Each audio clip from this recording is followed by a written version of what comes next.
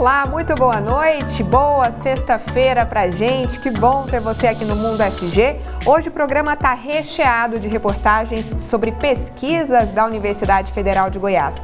Você sabe, né? A universidade tem o tripé: ensino, extensão e pesquisa. Vou te mostrar aqui várias reportagens que mostram diferentes aspectos da ciência, desde agronegócio, saúde, preservação ambiental, enfim. É um leque imenso que você vai conferir aqui hoje comigo.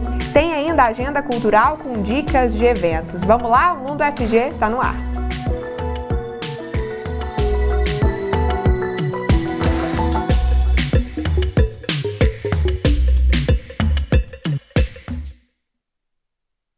Vou começar então com a minha autodescrição, pensando no nosso público cego ou de baixa visão. A gente sempre tenta ser o mais acessível possível aqui no Mundo FG.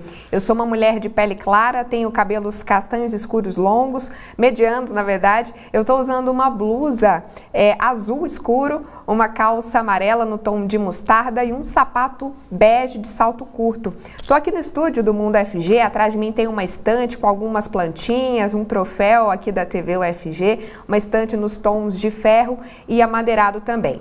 Tá aqui comigo o professor Diego, né, o nosso parceiro intérprete para Libras. Seja bem-vindo, professor. Diego Barbosa, que é coordenador do Laboratório de Tradução Audiovisual Acessível, o LabTAV. Eu vou fazer a autodescrição do professor. Ele tem pele branca, cabelo curto de cor castanha, olhos castanhos e tem a barba cheia. Usa uma camisa social preta. Bom, pessoal, vou começar mostrando para vocês uma pesquisa que fala dos perigos, da toxicidade da rena. Sabe aquele produto que às vezes é usado em procedimentos nas sobrancelhas? Pois é, tem algumas marcas que indicaram tendência de toxicidade. Uma pesquisa da UFG checou isso, olha só. A rena é uma planta que, no meio dos cosméticos, é usada para preenchimento de sobrancelhas ou tintura de cabelos, por exemplo. Pesquisadores da UFG analisaram diferentes marcas e tonalidades. Eles perceberam que algumas, além de não serem 100% naturais, têm um elemento com alto risco de causar alergia. A pesquisa foi feita no Toxin, Laboratório de Ensino e Pesquisa em Toxicologia in Vitro, que fica na Farmatec do Instituto de Farmácia da UFG. A rena, a planta mesmo, ela é um produto natural seguro. Diferentemente das tinturas capilares contendo apenas ingredientes sintéticos, ela é muito utilizada porque as chances de ocasionar, por exemplo, alergia é raro. É um produto então seguro. Mas o que acontece, então, dentro dessa diversidade de tonalidades que nós podemos encontrar no comércio, isso nos chamou a atenção.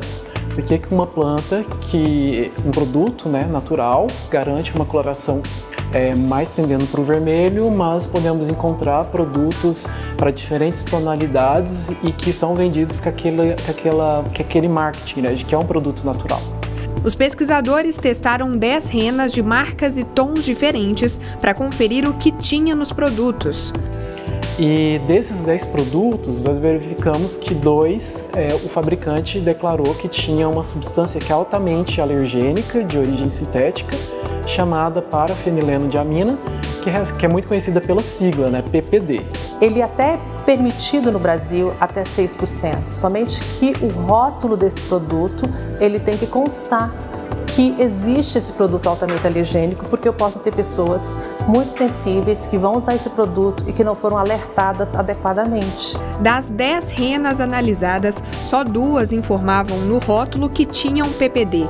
Os pesquisadores investigaram se nas outras 8 renas realmente não existia essa substância capaz de provocar alergia. Nós verificamos através de um equipamento de alta tecnologia e que permite separar, né, as substâncias presentes naquele produto. Então, nós fizemos análises laboratoriais nos 10 produtos, realmente constatamos a presença do PPD daqueles 2 produtos que os fabricantes declararam que tinha, mas também, por surpresa, nós verificamos a presença do PPD nos outros 8 produtos. Então, ou seja, né, nós verificamos que esses 8 produtos estavam adulterados. Uma outra surpresa, nós verificamos dos 10 produtos, um deles não foi detectada a presença, né, da planta rena. Ou seja, então nós detectamos 2 não conformidades: adulteração de produtos e também falsificação. Quando nós apresentamos esses resultados em alguns eventos científicos, o coordenador do Laboratório Nacional de Controle de Qualidade em Saúde assistiu a nossa palestra, né, tanto a minha aqui no Brasil, também no exterior, e ele se interessou em monitorar esses produtos, em criar uma proposta de monitoramento, como é feito como formol, para monitorar esses produtos, a contaminação ou adulteração da rena com esses produtos potencialmente alergênicos. Toda a pesquisa foi feita sem nenhum teste em animais. Essa é uma característica dos estudos deste laboratório. Então, aqui no nosso grupo, nós trabalhamos no contexto de reduzir o número de animais, fazendo experimentos com maior qualidade e obtendo resultados mais próximos do que aconteceria na resposta humana. Então, a gente busca modelos utilizando células isoladas de paciente, por exemplo, ou células que foram originárias de um tecido que seria descarte, por exemplo, paciente numa cirurgia bariátrica, aquele tecido que seria descartado, a gente pode pegar esse tecido, isolar algumas células e trabalhar com esse material, né? Nós também trabalhamos com material do rejeito da indústria alimentícia. Por exemplo, córneas do boi que seriam descartadas, incineradas, nós podemos utilizar. Os trabalhos do Toxin renderam algumas premiações nacionais e internacionais. Por exemplo, o grupo ganhou 3 vezes em diferentes categorias o prêmio britânico Lush. Nós temos colhido alguns frutos muito importantes nos últimos 2 anos, que foi resultado do investimento altíssimo que nós tivemos nesse grupo de pesquisa, nessa universidade, que permitiu capacitar pessoas, que permitiu que nós possamos treinar pessoas no Brasil, fora do Brasil, a gerar resultados de forma competitiva com pesquisas internacionais, nos posicionar internacionalmente. Tudo isso foi resultado de um momento do Brasil onde se tinha investimento em pesquisa, muito diferente do que nós temos hoje. Nós temos hoje uma infraestrutura, equipamentos de grande porte que precisam de ser sistematicamente revisados. Se esses equipamentos não são sistematicamente avaliados, fazendo manutenções, esses equipamentos viram sucata. Então a gente está falando de uma sucata de R$1 milhão, por exemplo, né? Então, se a gente não tiver investimento nisso aqui, tudo que foi construído no Brasil, não só de recursos humanos, mas da infraestrutura que foi criada, ela vai acabar. Investimento em ciência é essencial, né, gente? Aí é só um exemplo disso. Bom, mudando de assunto, tá com o seu celular aí na mão? Se tiver, já quero te convidar para seguir a TV UFG nas redes sociais. @TV UFG, claro, bem simples, só buscar por nós lá no Twitter, Facebook, YouTube, Instagram. Manda mensagem pra gente, acompanha a programação. Tem uma programação infantil muito rica também aqui do nosso canal. A gente sabe que tem muitas crianças que nos acompanham, entram em contato com a gente, inclusive pelo WhatsApp. O número vai aparecer aí na tela, se você quiser anotar. É pelas redes que a gente tem esse contato com vocês, que é tão importante para nós. Tem também o nosso aplicativo, TV UFG, na Play Store. Ou então, mais fácil ainda, é só apontar a câmera do celular para o QR Code aqui, ó, no cantinho da tela, para você baixar bem rapidinho, VaptVupt mesmo, e interagir com a gente. Pessoal, próxima matéria sobre psicanálise. A psicanálise que entende a cura por meio da fala. Então, na conversa, na linguagem, com as palavras, a psicanálise acredita que pode ajudar muita gente e ajuda muita gente a lidar com angústias do dia a dia, né? Quem não tem angústias no dia a dia? A gente vai conferir uma pesquisa da UFG sobre isso. No IPTESP existe uma colônia de mosquitos Aedes aegypti. Eles são usados em testes científicos. Os testes com Aedes aegypti, eles são importantes porque desde o início dos trabalhos de controle desse inseto, uma grande dificuldade é conhecer qual o melhor inseticida, qual a dosagem, se o inseticida realmente está fazendo efeito. Então esse trabalho ele é desenvolvido junto com os funcionários da Secretaria Estadual de Saúde, FUNASA, e o objetivo é garantir que tenha um controle efetivo do inseto. Então, no momento, nesse ano de 2019, não teve atividade, não teve nenhum teste, porque a gente não teve novos inseticidas sendo adquiridos, né, pelo governo federal, e um exemplo disso é o grande número de casos de dengue que a gente teve esse ano, né? E o que vocês vêm observando na pesquisa? Há quanto tempo ela acontece, professora? Aqui no IPETESP, essa colônia que se mantém, que foi montada e organizada pelo professor Dionizete, professora Heloísa, junto com os técnicos da FUNASA e Secretaria de Saúde, ela desde a década de 90. Então, o que tem observado é o aumento da resistência dos insetos aos inseticidas. Então, é necessário sempre aumentar a concentração, né, a dosagem do inseticida que está sendo aplicado, o intervalo menor e o inseto conseguindo sobreviver. E mecanismos de escape desse mosquito. O mosquito que antes só se criava em água limpa, hoje você encontra a Aedes aegypti criando em água poluída. Para chegar a esses resultados, os cientistas fazem comparações entre as resistências dos mosquitos que estão por aí nas cidades e estes mantidos na colônia. Então, esses mosquitos eles são levados para o campo, são colocados em casas que são previamente definidas. E então, na rua, então, são colocadas em 2, 3, 4 casas e depois o inseticida é aplicado e depois a gente traz de volta e vai avaliar a mortalidade desses mosquitos. Então, isso é feito como teste de campo. Agora, em laboratório, então a gente faz com testes com larvas, com testes com os próprios mosquitos. Professora, esse trabalho ele foi feito em quantas cidades e levando em conta quantos inseticidas?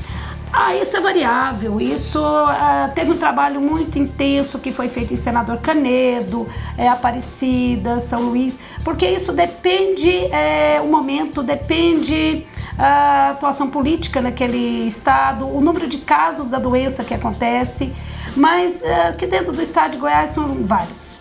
Agora, os inseticidas não são muitos, nós não temos uma variabilidade grande de inseticidas para se aplicar contra Aedes aegypti. Porque o que nós usamos? São inseticidas que eles foram desenvolvidos primeiro para insetos de importância agrícola.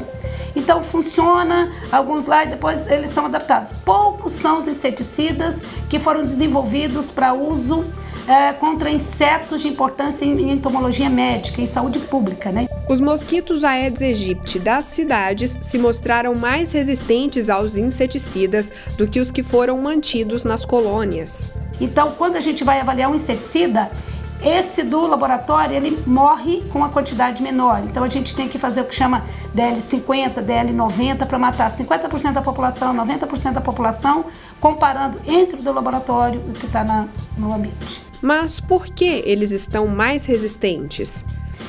As fêmeas, elas colocam os ovos e se essa fêmea foi atingida pelo inseticida, ela já começa a passar essa modificação genética, uma alteração para esses ovos, mostrando que ela foi atingida. A próxima geração, ela pode já apresentar uma pequena alteração.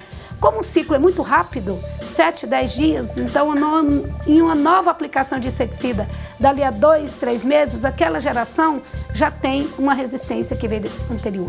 Então é muito uma questão de logística, de você fazer que um inseticida realmente mate aquela população que foi exposta. A população que foi exposta, que foi desafiada e que não foi morta, ela passa para a geração filha a sua forma de resistência. E o Aedes aegypti tem uma peculiaridade muito importante que muitas vezes você consegue eliminar o inseto adulto, às vezes você pode eliminar as larvas, mas a resistência que os ovos apresentam, ela é muito importante, que agora nessa época do ano, nós estamos chegando no período de seca, sem muitos criadouros. Nós vamos esquecer do período de ficar falando de criador de Aedes aegypti. Mas os ovos, que são pequenos, que são escuros, eles estão por aí, dispersos, resistentes, eles vão esperar muito bem a nova temporada de chuva.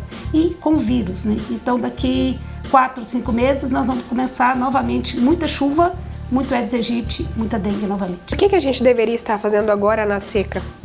Posso pegar os ovos? Pode. Olha, tá, esse aqui são os ovos do Aedes aegypti, aqui da colônia. Esse é um papel filtro que é colocado no ambiente próprio, com umidade que as fêmeas colocam os ovos. No ambiente é isso aqui que acontece. As fêmeas vão colocar os ovos em substratos como plástico, como pneu, qualquer material onde ela tem uma condição mínima de água. Se essa água não foi suficiente para que as larvas eclodissem, o ciclo vai parar, ela vai estabilizar. A larva vai continuar viva ali e ela vai conseguir sobreviver até a próxima temporada de chuva. Lembrando que dentro desses ovos, com essas larvas, você mantém os vírus vivos, ativos. Primeiro que eu não consigo enxergar esse ovo igual eu enxergo a larvinha. Eu olho para uma coisa, não tem ovo aqui. Em casa, a vasilha onde o cachorro toma água. Eu vou lá e reponho água. Você tem que lavar essa vasilha. Lavar, passar bucha, passar escova, porque esse ovinho, ele adere na superfície.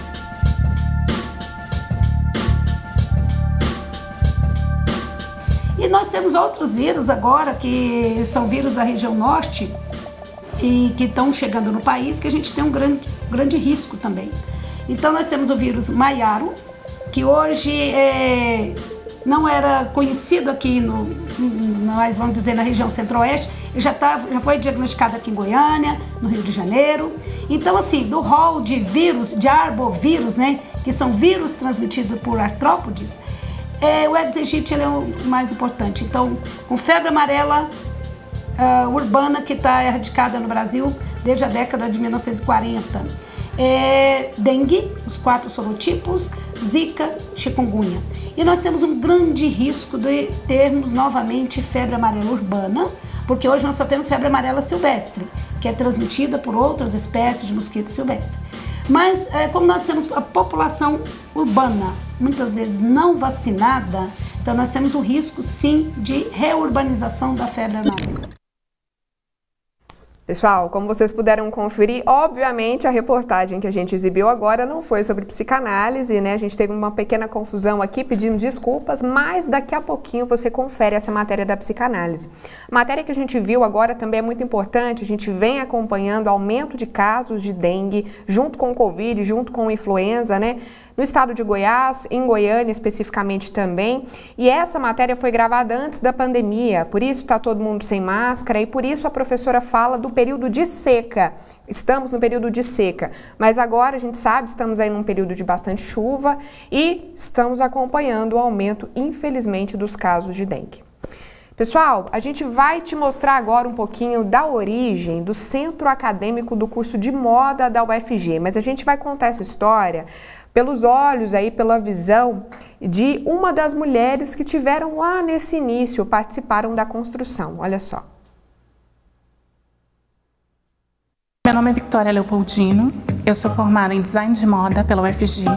A escolha para mim não foi muito difícil. Eu já me interessava pela moda antes, desde a infância. Achava muito fascinante os editoriais de moda, né, as modelos, os desfiles de moda. Eu entrei na universidade em 2011 e ali por volta do final de 2011, eu e algumas colegas percebemos que o curso de design de moda não tinha um centro acadêmico. Apesar de, na ocasião, já ser um curso que tinha 15 anos aqui dentro da Universidade Federal. Em 2012, nós fundamos o Centro Acadêmico 5 de novembro. Em 2013, nós viemos para o prédio novo, ganhamos mais espaço, principalmente para desenvolvermos, né, nossos trabalhos, principalmente na área de modelagem, né, e costura. Em 2014, nós realizamos a 9ª edição do Favi Fashion. Foi um desafio muito grande, organizar um desfile com mais de 90 peças sendo desfiladas, mais de 40 modelos, né, se revezando na troca desses looks. Outro momento marcante para mim foi quando eu comecei a ter contato com alguns teóricos da área de moda e comecei a me fascinar muito pelo campo dos estudos relacionados à moda, cultura e gênero. Porque quando eu entrei na universidade, minha intenção era focar no design e modelagem, né? E aí em 2013, tendo contato com esses outros referenciais, né, esses outros pensadores da moda, eu acabei dando um norte para aquilo que eu queria realmente fazer, que é essa intersecção da moda e do gênero, né? As dificuldades sempre vêm, principalmente para estudantes de baixa renda. E às vezes é difícil, por exemplo, no curso de design de moda, alguns materiais, né, são um pouco caros, mas boa parte dos professores entendem isso, né? Então permitem, por exemplo, dentro da grade curricular, que algumas disciplinas que vão exigir mais material desse ou desse tipo sejam espaçadas, né? Ser uma mulher trans e estar inserida dentro de uma universidade pública tem a ver com a possibilidade de entregar dignidade para um grupo populacional extremamente marginalizado.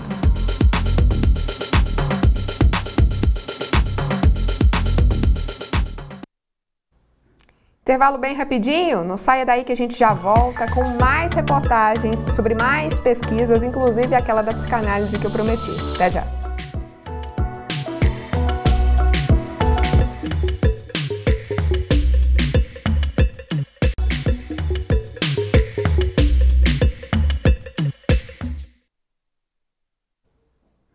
Estamos de volta ao vivo com o Mundo UFG e agora sim a gente vai conferir reportagens sobre uma pesquisa de psicanálise e linguagem, né? Psicanálise que acredita muito na palavra, na conversa, na linguagem como uma forma de cura. Vamos conferir.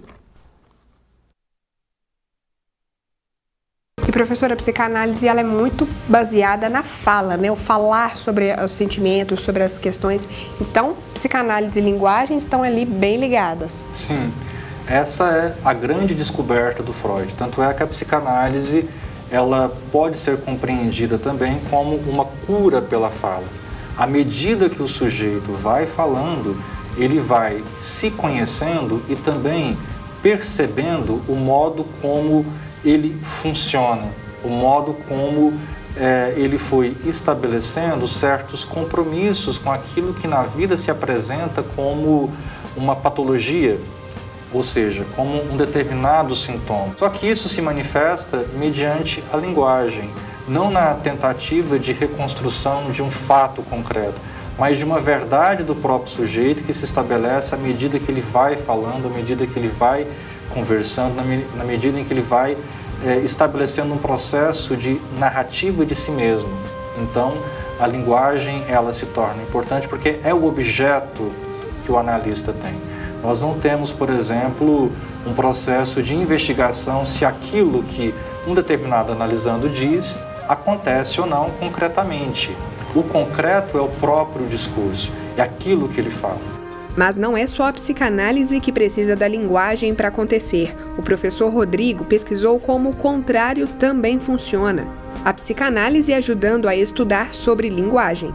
Existe um movimento de compreensão da linguagem que é o de tentar justamente se apresentar como um objeto científico. Então, se nós pensamos a linguística, é justamente a tomada da língua como um objeto de estudo.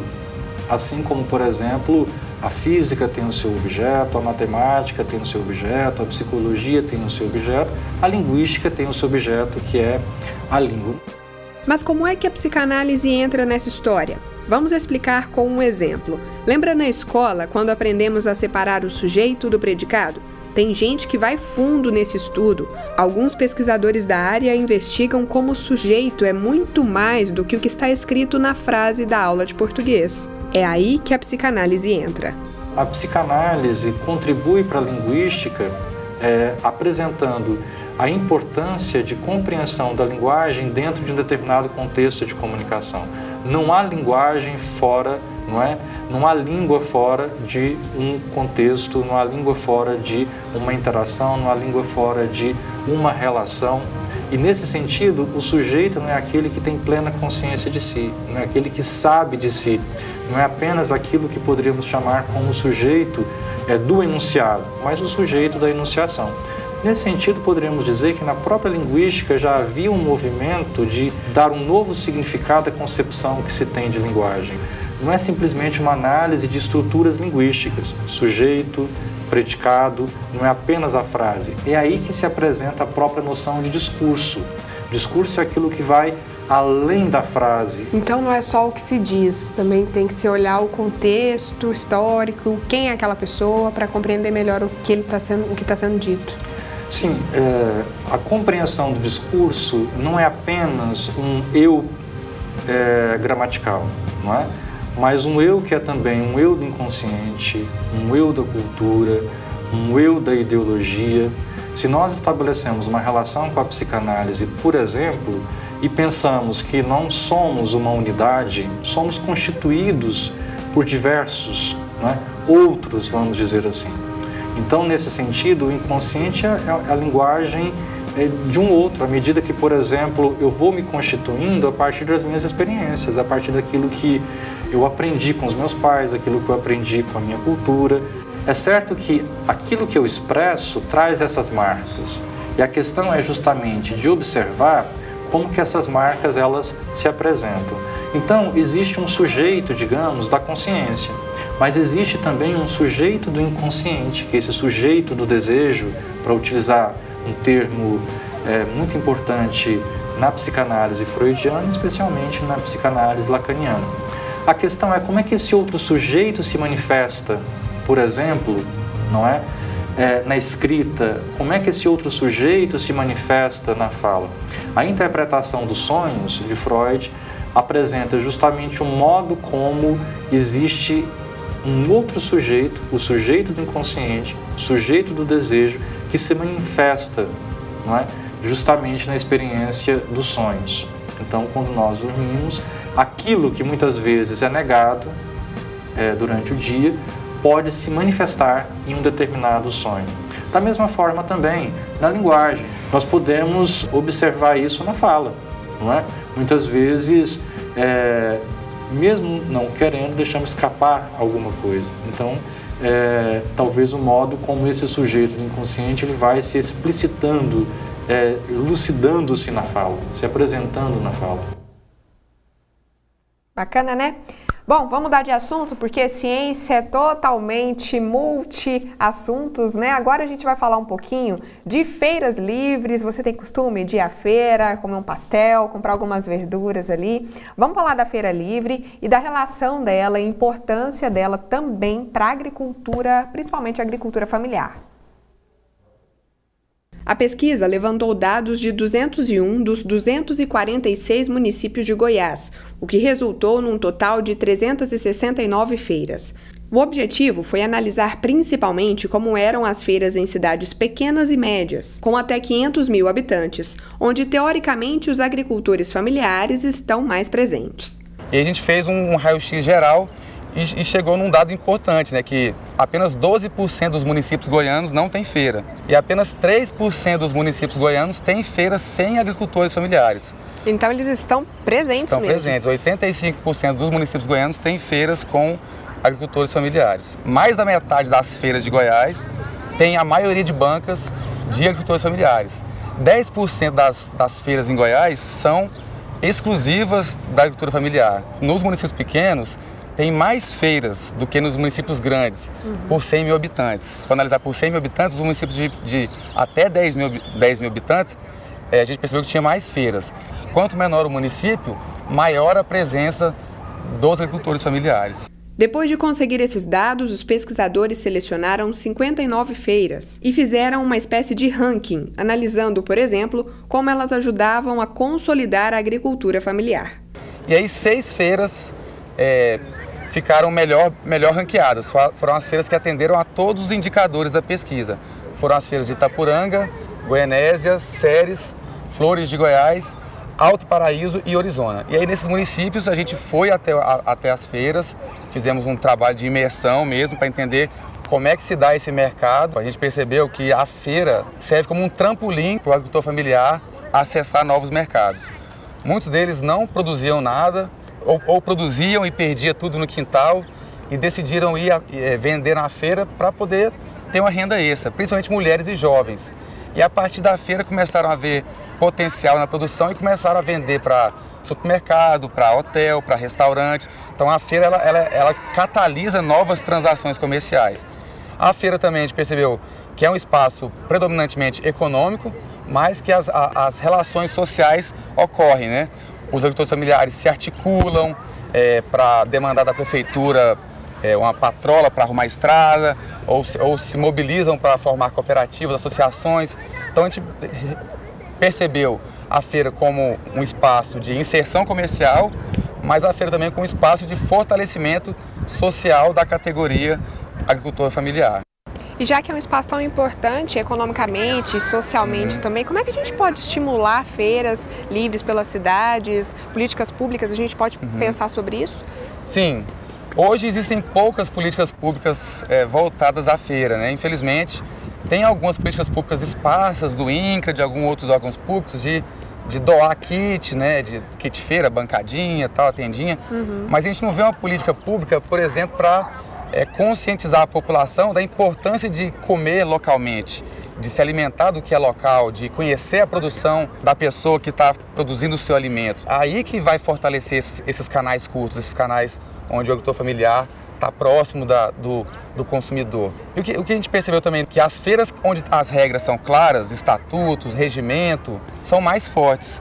As feiras onde não tem muita regra, logo entra alguém vendendo coisa do Ceasa, ou entra alguém vendendo produto que não é da agricultura familiar. Uma política pública que capacitasse os feirantes a se organizarem em associações, a formalizarem estatutos, por exemplo, seria muito interessante também. Bom, a gente vai continuar falando de agricultura, mas um pouquinho diferente agora. Vamos falar de melhoramento genético da cana-de-açúcar. Esse procedimento é feito para fazer uma adaptação da planta para alguma região ou até para melhorar a produtividade, né? Um ponto muito de interesse do agronegócio. Tem pesquisa da UFG sobre isso e a gente vai conferir agora.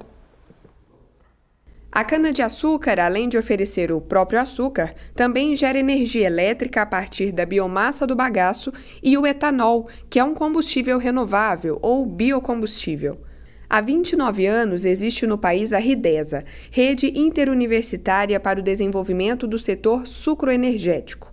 Uma parceria que reúne universidades públicas do Brasil e empresas privadas para investirem em pesquisas na área. Desde 2003, a UFG faz parte dessa rede por meio do Programa de Melhoramento Genético da Cana-de-Açúcar. A parte privada são as usinas de cana-de-açúcar, produtores de muda de cana-de-açúcar e também fornecedores de cana-de-açúcar. E a parte pública atualmente são 10 universidades federais. Essa parte privada, elas subsidiam a pesquisa e a universidade, ela toda com corpo técnico de docentes, técnicos administrativos, alunos de graduação e pós-graduação, desenvolvem a pesquisa com o objetivo de desenvolver variedades de cana-de-açúcar. No caso da UFG, seriam variedades de cana-de-açúcar adaptadas ao cerrado. Para chegar a essas variedades, o melhoramento genético começa com o cruzamento. A ideia básica é encontrar indivíduos superiores. Para isso, os cientistas da UFG escolhem o genitor masculino, pólen, e o feminino, óvulo, que seriam como pai e mãe das novas sementes. Se o pai é resistente à doença X e a mãe resistente à doença Y, os filhos tendem a aproveitar as duas resistências e ter um genótipo superior. O pólen e o óvulo escolhidos são enviados para o Nordeste. A Universidade Federal de Alagoas e a Universidade Federal Rural de Pernambuco fazem os cruzamentos e enviam as sementes para a UFG. Em Goiás, elas são semeadas e geram mudas. Depois de 5 meses, as mudas são plantadas no campo da UFG e de usinas parceiras também. Cada muda é analisada de perto pelos pesquisadores. Entre as melhores, a que se destaca é lançada como uma nova variedade, com desempenho superior ao das que já existem no mercado. Após 10, 12 ou 15 anos de seleção, passando por diferentes etapas, diferentes ciclos, cortes, são identificados os indivíduos de melhor potencial, né, para várias características de interesse, materiais de maior desempenho, produtividade agrícola, maior teor de produtividade de açúcar, resistência às principais doenças, materiais que têm uma adaptação ao plantio e à colheita mecanizada, que é algo que está em ascensão hoje em todo o setor, mas principalmente no estado de Goiás, que é a principal hoje zona de expansão agrícola.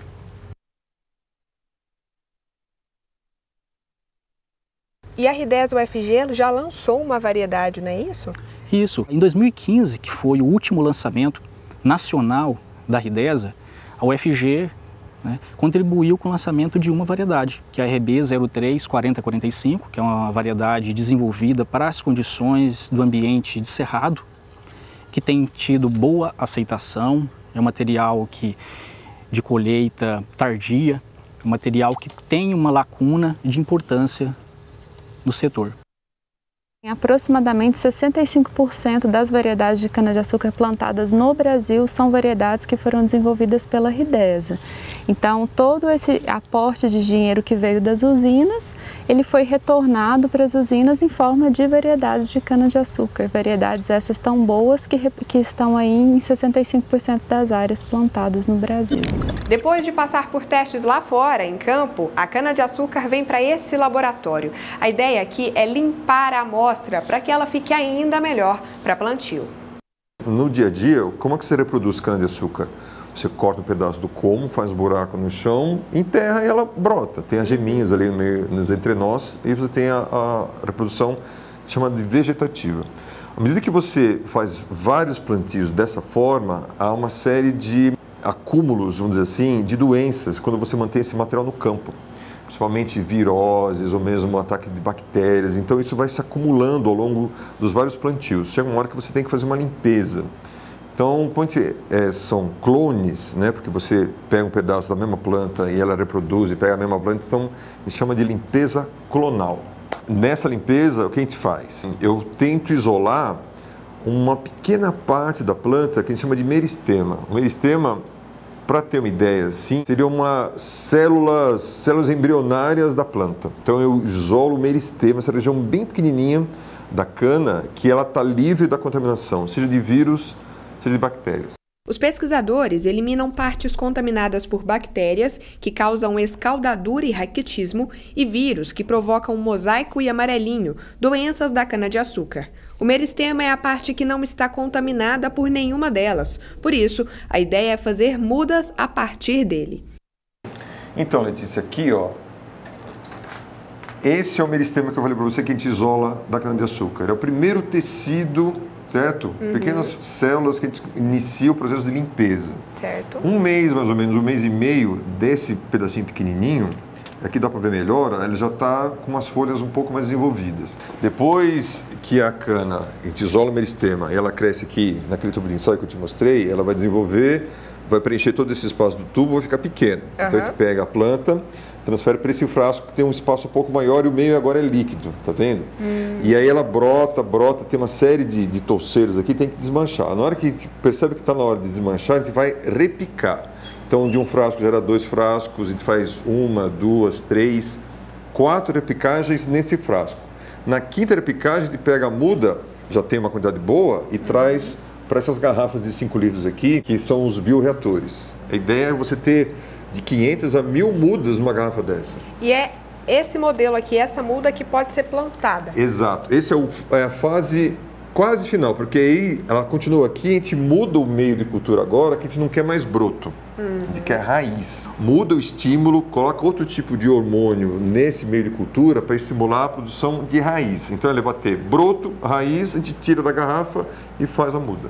Eu, para ter certeza mesmo que não tem nenhuma contaminação, eu pego parte desse material e entrego para o laboratório de fitopatologia. Então ele faz uma série de testes e certifica, olha, realmente você não tem nenhum dos vírus, nem das bactérias que causam grandes perdas no campo. Então você limpou o material. Isso pode chegar ao mercado, a gente oferecer mudas sem essas doenças? A ideia, o objetivo do laboratório é esse mesmo. Então a gente está no início desse projeto, mas em um curto espaço de tempo a gente vai ter essa certificação e essa muda já pronta para ser oferecida. Mais do que o certificado de fitossanidade, que não tem doença nenhuma, uma certificação varietal. Olha, estamos vendendo essa variedade que está escrita aqui no certificado, não é nenhuma outra. Vários certidões que você vai entregar junto com a muda.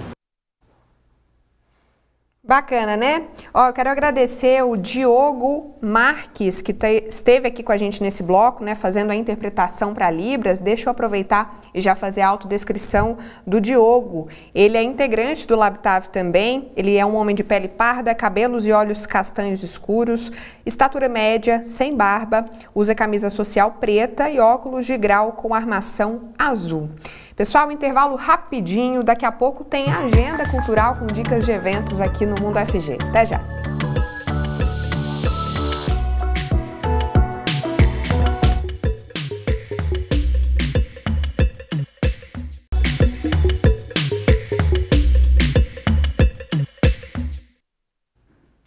Já estamos de volta com o Mundo FG. Professor Diego voltou aqui para a gente continuar fazendo interpretação para Libras. Agradeço também ao intérprete Diogo. A gente continua então agora falando, gente, de saúde. Vou te mostrar um exame bem inovador, pensando aí nas pessoas que têm alguma doença neurológica, um exame que ajuda esse pessoal, essa população. Vamos conferir. Essas não são canetas comuns, cada uma tem um odor. Pode ser de peixe ou abacaxi, por exemplo. Elas foram usadas em testes feitos em uma pesquisa de mestrado do Programa de Nutrição e Saúde da Faculdade de Nutrição da UFG. O objetivo dessa pesquisa foi verificar o quanto que as doenças neurodegenerativas afetariam a capacidade gustativa e olfativa dos indivíduos. Porque a gente tinha pesquisas desse nível com indivíduos de outros países, mas não do Brasil, não do Centro-Oeste, e a gente também associou com determinadas situações, como exposição a agrotóxico, idade, nível da doença, né, estágio da doença e outros fatores socioeconômicos e demográficos.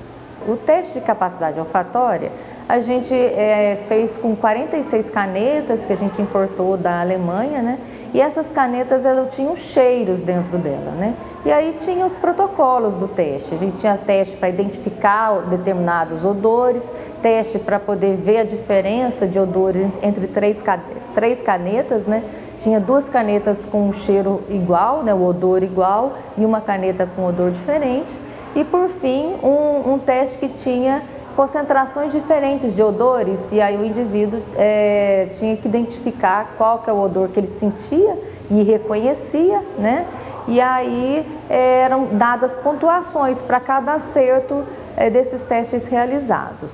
Então é dada uma pontuação e a gente tem um score. Abaixo de determinado score ele tem anosmia, significa que ele não identifica odor nenhum. E depois de uma outra escala, você tem a classificação que o indivíduo ele tem uma diminuição dessa acuidade e finalmente uma acuidade normal, né? O que a gente encontrou é que a maioria tem anosmia e muitos têm hiposmia. Também foi analisada a capacidade gustatória de sentir os sabores. No total, foram estudadas 80 pessoas. O teste gustatório foi feito com gostos básicos, né, que em laboratório a gente testava de acordo com concentrações variadas também. Então, quanto maior a concentração, menor a capacidade, quanto maior a concentração de uma solução que a gente fazia, que era a água com o produto, menor a capacidade do indivíduo de identificar esse gosto, né? Aí a gente usou uma solução doce, uma solução salgada, uma solução ácida, uma solução amarga. E uma solução com um gosto que a gente chama de umami, né? Que é o que tem assim no caldo de carne e tudo mais, que é a base de glutamato monossódico. Então a gente testou esses 5 gostos básicos. Nós chegamos à conclusão que existe sim relação entre idade, estágio da doença e sexo, de acordo com a capacidade olfativa e gustativa. Tivemos problema principalmente em relação ao gosto ácido e ao gosto salgado, e em relação à capacidade olfativa, muito diminuído. Com a pesquisa, foi possível perceber que em casos de Parkinson, por exemplo, os prejuízos no olfato podem surgir até 7 anos antes de os sintomas motores, como o tremor, se manifestarem. Ela trouxe resultados muito importantes, né? Como, por exemplo, essa questão do diagnóstico precoce, né? De uma doença neurodegenerativa pela dificuldade do olfato. Muito interessante, a gente comprovou isso com os nossos, com os brasileiros. A gente está com uma população envelhecendo, né? E uma coisa que acontece com o envelhecimento é a diminuição do olfato, né? E que isso afeta demais a qualidade de vida, os hábitos alimentares dos indivíduos. Eles acabam até acrescentando mais açúcar, mais sal, porque perde essa capacidade, tanto gustatória quanto olfatória, né? Então eu acho que a gente não pode esquecer desse lado e os pesquisadores trabalharem bastante com isso, né? No caso, a minha formação ideológica é da gente sempre tentar isso com os alimentos naturais.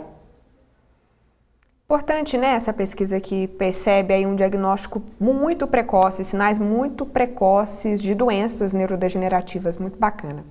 Pessoal, em março tem evento aqui na UFG sobre patrimônio cultural edificado. A gente vai saber um pouco mais com a Stephanie Araújo.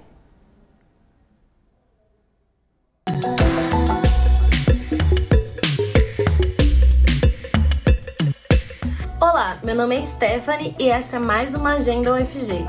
Aqui você vai ficar sabendo de todos os eventos que estão acontecendo na universidade. Entre os dias 24 e 26 de março, a UFG realiza o evento Patrimônio 4.0, conectando dimensões da realidade, junto com outras universidades como o UFRGS, o UFFS e a UNB. O encontro vai reunir pesquisadores nacionais e internacionais para discutir os possíveis impactos do paradigma 4.0 sobre o patrimônio cultural edificado. Os diálogos vão abordar documentação, conservação, gestão, reabilitação e especialidades como monitoramento, internet das coisas e machine learning. O evento será realizado de forma online, com atividades em ambiente que remete às cidades de Goiânia e de Goiás.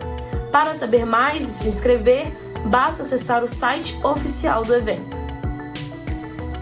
O edital de seleção de mestrado do programa de pós-graduação em educação foi divulgado pela Faculdade de Educação.